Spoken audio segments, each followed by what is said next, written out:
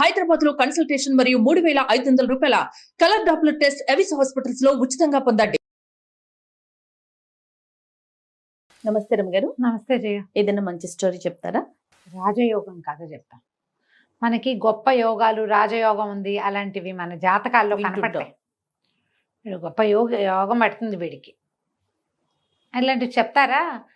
అదేదో పడుతుందని చూస్తారు చాలా మంది, దానికోసం ఏం ట్రై చేయరు. దాని మీదే కదమ్మా ఆ ఒకటి అడక్క కాదు ఏమిటి సినిమా, ఒక సినిమా పేరు మర్చిపోయాను, రాజేంద్ర ప్రసాద్ గారిది ఒక సినిమా. అదేదో అంటే వచ్చే సంవత్సరం నేను రాజు అవుతానని అబ్బాయి ఏ ప్రయత్నం చేయకుండా ఉంటాడు. అవును, ఓ అమ్మాయిని పెళ్లి చేసేసుకుంటాడు రాజు అవుతానని. పెళ్లి చేసుకుంటే ఎప్పటికీ ఇది కాదు, ఏమి చెయ్యడు. చేయకపోతే ఎట్లా అవుతుంది? అదే కదా. ఏదో మర్చిపోయాను, రంభ అమ్మాయి యాక్ట్రెస్ ఫస్ట్ సినిమా అది నాకు గుర్తుంది. ఆ ఒకటి అడక్క ఏమిటో మరి పేరు గుర్తులేదే. కాదు రమ్మ గారు. అయ్యో రామా, నేను చాలా సార్లు చూసా ఆ సినిమా. ఓకే, ఇంట్రెస్టింగ్ గా ఉంటుంది.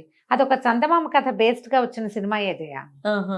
అయితే ఇప్పుడు ప్రతి వాళ్ళకి జాతకంలో ఎవరో ఒకళ్ళు చిలక చూసి చెప్పుకున్నా నీకు యోగం ఉందంటారు. ఆ యోగాల కోసం ట్రై చేయరు. యోగం కోసం ట్రై చేసిన ఒక హీరో గురించి చెప్పుకుందాం మనం. తప్పకుండా. అయితే బాలాపిపురం అని ఒక రాజ్యం. ఆ రాజ్యాన్ని చుట్టుపక్కలంతా కొండలట. ఈ కొండల దగ్గర పచ్చిక బయళ్ళవి బాగా ఉండేవి. ఈ బయళ్ళకి చుట్టుపక్కలంతా చిన్న చిన్న గ్రామాలు ఉండేవి. ఒక గ్రామంలో, ఒక కొండ పక్కన ఉన్న గ్రామంలో కొమరయ్య అని ఒక కుర్రాడు ఉండేవాడు. వాడు భలే సాహసి, తోటరాముడు లాంటి వాడు అనమాట. వాడు ఏదైనా చేసేస్తాడు. అయితే వాడికి గొడ్లు గాయటం గొర్రెలు గాయటం పైన చెప్పేవాళ్ళు. ఆ గొడ్లని గొర్రెల్ని కాయటం కొండ మోపుల మీద కష్టం. ఏవో ఒకటి వచ్చి పడతాయి. వీడికి భయం లేదు, ఏదొచ్చినా భయపడ్డవాడు, తిరగబడతాడు. వీడికి అప్పచెప్పేవాళ్ళు. కానీ వీడికి ఎంతసేపు పెద్ద పెద్ద వేరే వేరే ఊళ్ళు చూడాలి, దేశాలు చూడాలి, యుద్ధాల్లో పాల్గొనాలి, అలాంటి కోరికలు ఉండేవి. కానీ చిన్న ఊరు, చిన్న జీవితం.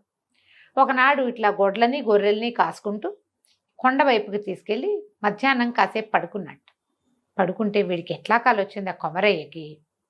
వీడు కుర్రాడు, ఒక 25 ఏళ్ళు ఉంటాయి. కొండ ఎక్కినట్టు తను. ఆ కొండ ఎప్పుడు ఎక్కినవాడు కాదు. వాళ్ళు ఎవరు కొండలు ఎక్కరు, ఆ కొండ పాదాల దగ్గరే ఉంటారు. కొండలకి ఏం చేస్తాం అనుకుంటారు. గొడ్లను కూడా అంత పైకి పోనీరు, పైన ఏ ప్రమాదాలు ఉంటాయో అని. కొండ పాదాల దగ్గర ఉన్న చోటే పచ్చిక బయళ్ళు ఉంటాయి. తను కొండ ఎక్కినట్టు. కొండ ఎక్కితే ఒక పెద్ద సింహాసనం ఉంది. తను ఆ సింహాసనం మీద కూర్చున్నట్టు, తన పక్కన ఎవరో రాకుమార్తె కూర్చున్నట్టు, తన తల మీద ఒక కిరీటం ఉన్నట్టు కలొచ్చింది. ఈ పక్కనున్న పిల్ల తన తన భార్య అనమాట. కలొస్తే నేను రాజుని అంటూ మెలకువచ్చింది. చూసుకున్నాడు, ఏమీ లేదు, పుట్టి నేల మీద ఉన్నాడు. కళ్ళెత్తి చూస్తే కొండ నిలువుతా కనపడుతుంది. కొండ ఎక్కాలనుకునేవాడి కథ గుర్తొచ్చేసిందని వచ్చింది. ఆ పైన ఏముందో. అయితే ఏమైంది? సో ఇప్పుడు ఆ కథలు కూడా దీని బేస్ ఏం చెప్పాలి? అవును రమ్మ గారు. అక్కడి నుంచి ఏమనుకున్నాడు, ఇది కళలు నిజమవుతాయి ఎక్కడైనా. ఇదే కళ ఇలాగే నాకేం కనపడిందో అదే వస్తే అప్పుడు చూస్తా దాని సంగతి అనుకున్నాడు. మర్నాడు మధ్యాహ్నం పడుకుంటే సేమ్ డిట్టో అదే కళ వచ్చింది మళ్ళీ. అదే అమ్మాయి, అదే సింహాసనం, తను మంచి బట్టలు వేసుకుని ఉన్నాడు, తన నెత్తి మీద నవరత్న ఖచ్చిత కిరీటం పెట్టు. ఈ పనులు మానేయాలి నేను, నాకేదో యోగం పట్టబోతోంది, అదే నాకు కనపడుతోంది. నా కళ ఎందుకు వస్తుంది పదే పదే? నన్ను ఏదో చేయమని కాదు, అదేమిటో నేను చేస్తానని ఈ గొడ్లని గొర్రెల్ని ఎవరికి వాళ్ళకి అప్పచెప్పేశాడు. నేను వేరే ఊరు వెళ్తున్నా, ఇప్పట్లో రాను. రేపొద్దున బాలాపిపురానికి రాజు అవుతానేమో నేను. అదే ఇది దాని సంకేతమే ఇదని నమ్మాడు. దానికోసం ఏం చేయాలి? నా ఇంట్లో నేను కూర్చుని నేను రాజునవుతా అంటే అవ్వదు. రాజుని అవ్వడానికి ఏం ప్రయత్నం చేయాలో చూడాలి. దానికోసం ఎక్కడికైనా ట్రావెల్ చేయాలి అని చెప్పి ఏం చేశాడు, ఇక నడవటం మొదలుపెట్టాడు. కొండ ఎక్కగా కొండ అంటే అది వద్ద కొండగా లేదు, అది ఒక ఎత్తు, కొంత బల్లపరుపు, అక్కడేవో మామూలు చెట్లు, ఏదో చిన్న చిన్న జనావాసాలు కూడా ఏవో ఉన్నట్టే కనపడతాయి. ఆ కాస్త మేర ఉంటారు వాళ్ళు. ఇలా వెళ్తూ ఉంటే ఆ కొండ ఓ పక్క నుంచి దిగడానికి వీలుగా కనపడుతోంది. దిగితే ఆ దిగిన వైపు నుంచి చూస్తే పట్టణం కనపడుతోంది దూరంగా. ఆ దిగడానికి పూనుకున్నాడు. ఆ దిగబోతుంటే చీకటి పడేసరికి లేదో అక్కడ పాడుపడిపోయిన కొన్ని ఇళ్ళు అలాంటివి కూడా ఉన్నాయి. అంటే ఇదివరకు ఇక్కడ జనావాసం ఉండేది. సరే వీడేం చేశాడు, ఆ ఇళ్లలోకి వెళ్ళటం ఎందుకులే, చెట్టు మీద పడుకుందామని చెట్టు మీద పడుకున్నాడు. పడుకుంటే మాటలు వినపడుతున్నాయి సన్నగా. ఇదేమిటి కొండ మీద ఇప్పటిదాకా మనిషి వాసన లేదు, మనిషి పొలకవు లేని చోట మాటలు వినపడ్డం ఏమిటి? దెయ్యాలు మనలాగానే మాట్లాడుకుంటాయా ఏమిట్రా అని చూస్తే నలుగురు వ్యక్తులు వస్తున్నారు. నలుగురు మంచి దృఢకాయలు, బుర్ర మీసాలు, బ్రహ్మాండంగా ఉన్నారు, భారీ కాయలుగా కనిపిస్తున్నారు. వాళ్ళు ఈ చెట్టుకి అవతల పక్కన ఒక పాడుపడిన ఇల్లు చూశాడు కాదు మనవాడు కొమరయ్య, ఆ పాడుపడిన ఇంట్లోకి వెళ్ళారు. ఓహో, ఇక్కడ ఎవరో మనుషులు ఉంటున్నారనమాట, ఏమిటో చూద్దామని చెట్టు దిగేశాడు. దిగేసి చల్లగా ఇంకో పక్క నుంచి ఆ ఇంట్లోకి ప్రవేశించాడు. నలుగురు కాళ్ళు చాపుకుని పడుకుని ఉన్నారు. వాళ్ళు పడుకుంటే మాట్లాడుతున్నారు. వీళ్ళు దొంగలేమో అనిపించింది. వాళ్ళ దగ్గర మూటలు, సామాన్లు, కత్తులు, పిడిబాకులు అన్నీ తీసి పక్క పెట్టారు. అందులో ఒకడు కాళ్ళు చాపుకున్నవాడు, ఎరా గుంటనక్క, ఇవాళ ఏం దొరికిందిరా నీకు అని అడిగాడు. అడిగితే రెండోవాడు, నలుగురు ఉన్నారుగా, ఒకడు నాయకుడు, ముగ్గురు అతని వీళ్ళు అనమాట, సైన్యం లాంటి వాళ్ళు పక్కన ఉండేవాళ్ళు, తోడుండేవాళ్ళు. ఆ గుంటనక్క చెప్తున్నాడు, ఇవాళ నాకు ఒక వ్యాపారస్తుడు కనపడ్డాడు.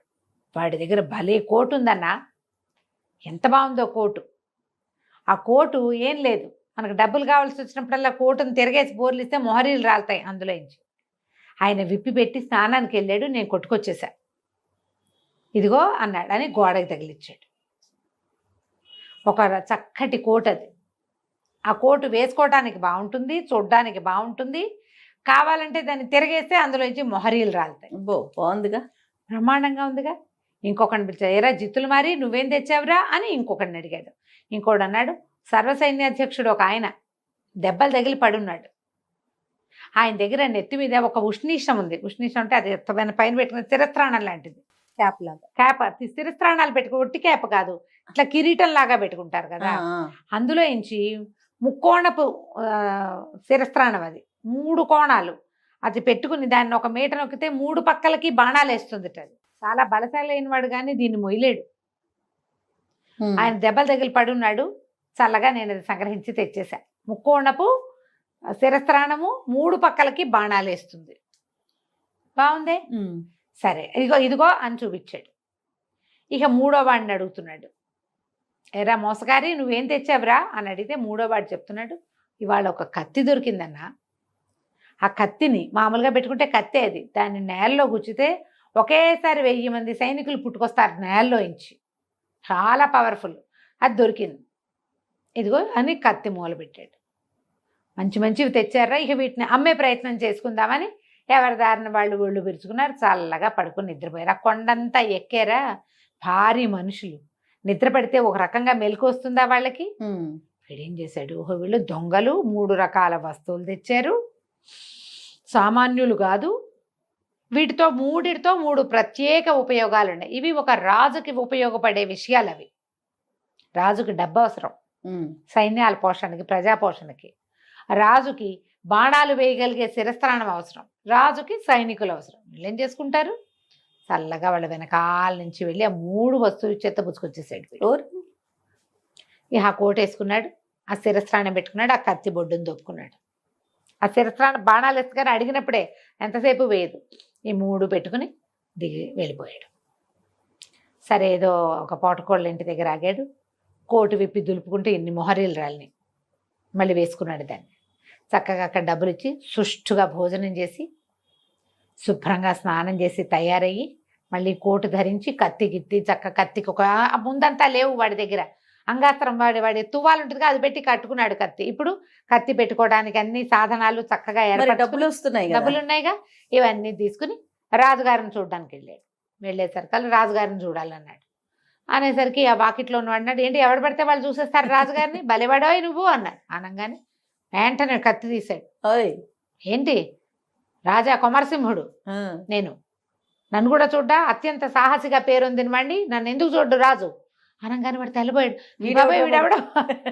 ఎప్పుడు కూడా మనం బెదిరినట్టుంటే అవతల వాళ్ళు అదిలించేస్తారు. అవును, అదే డాంబికంగా ఉంటే బాబోయ్ వీడేదో ఉద్దండ పండితుడు లేదా బ్రహ్మాండ నాయకుడు అని ఫీల్ అవుతారు కదా. అక్కడి నుంచి బాబా అలా కాదండి, రండి భలేవారు కొమరసింహుల వారిని ఎందుకు చూడరు, రాజుగారు మిమ్మల్ని బాగా చూస్తారు అని చెప్పి లోపల తీసుకుపోయాడు. రాజు ఎదురుగుండా కూర్చున్నాడు. చూస్తే ఆ సింహాసనం చూశాడు వీడు. ఆ సింహాసనం ఇదే కల్లో కనపడింది. కల్లో నేను ఏ సింహాసనం చూసానో అది ఇదే. తర్వాత రాజుగారి నెత్తి మీద ఒక కిరీటం ఉంది, ఇది నాదే. అన్ని వీడియే. కల్లో కనపడింది అదే. ఓహో ఇదే మన దవ్వబోతోంది అనుకుని, నమస్కారం మహాప్రభు, నేను ఒక క్షత్రియుణ్ణి, దేశాలు తిరుగుతూ ఇక్కడికి వచ్చాను, నా దగ్గర బ్రహ్మాండమైన విద్యలు ఉన్నాయి, నా చరిత్రాన్ని చూసారా 3 పక్కల బాణాలు వేస్తుంది,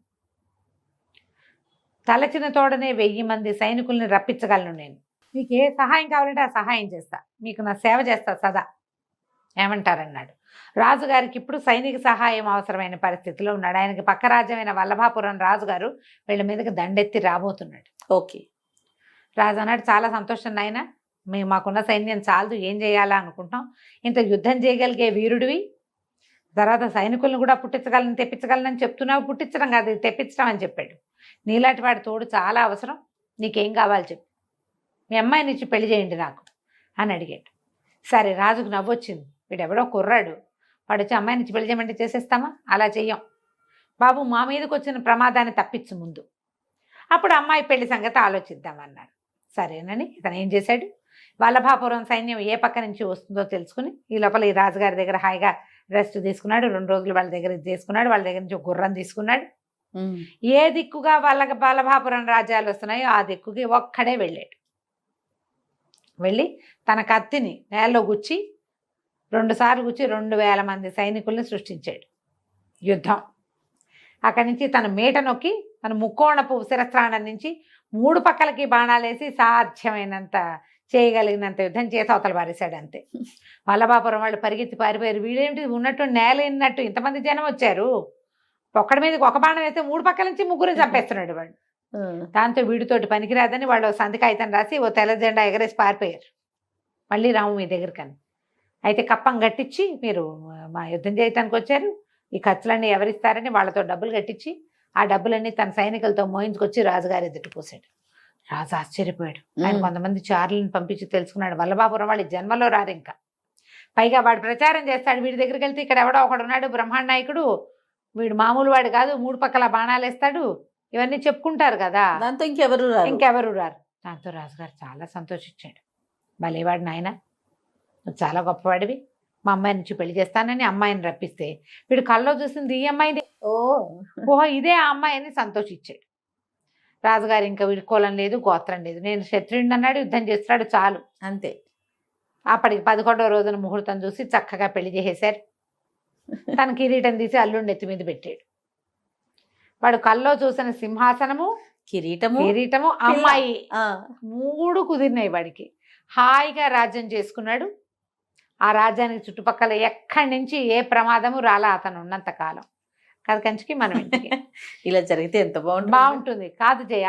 యోగం ఉందని చెప్తే దానికోసం ప్రయత్నం చేసి సక్సెస్ అయిన వాళ్ళు కోకొల్లలు ఉంటారు. ప్రయత్నశీలుడు, ప్రయత్నం చేసి వీడు వచ్చాడు కనీసం అంతే, వెళ్ళాలిగా, మాకు యోగం ఉందని ఎప్పుడో వస్తుందని అదే వచ్చిద్దని అది వస్తుందని కూర్చోకూడదు. నువ్వు ఒక 4 అడుగులు ముందుకేస్తే అది 10 అడుగులు ముందుకేస్తుంది. అది ఏ అడుగు వేయకపోతే అది కూడా వేయదు. అదే కదా రమ్మగారి యోగం అంటే, మనం 4 అడుగులు వెయ్యాలి, అసలు వెయ్యాలి. మనం ప్రయత్నం చేస్తే అప్పుడు యోగిస్తుంది మనకి. కాబట్టి మీకు జాతకాల్లో ఆ యోగం ఈ యోగం బుధాదిత్య యోగాలు అవి ఉంటే వాటికి ఏం వస్తుందో కనుక్కొని ఏం చేయాలో తెలుసుకుని ఆ పని చేయండి నాయన, దేశం ప్రగతి పథంలో పయనిస్తుంది అప్పుడు. తప్పకుండా. నమస్తే రమ్య. నమస్తే.